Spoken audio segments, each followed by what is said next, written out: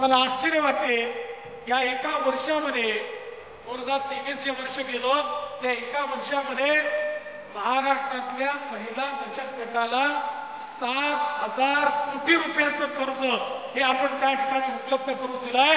7,000 कोटी जे कधी शक्य नव्हतं। 500-700 कोटीच्या वर कधी कर्ज मिळत नव्हतं, पण 7,000 कोटी रुपयाचं कर्ज दिलंय आणि महिला या ठिकाणी सक्षम होत आहे।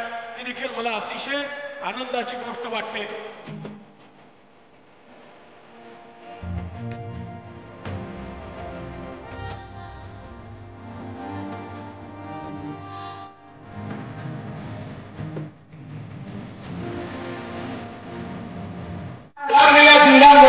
माझ्या गडचिरोलीचं नाव असेल अशा प्रकारचं काम आपलं सरकार करत आहे।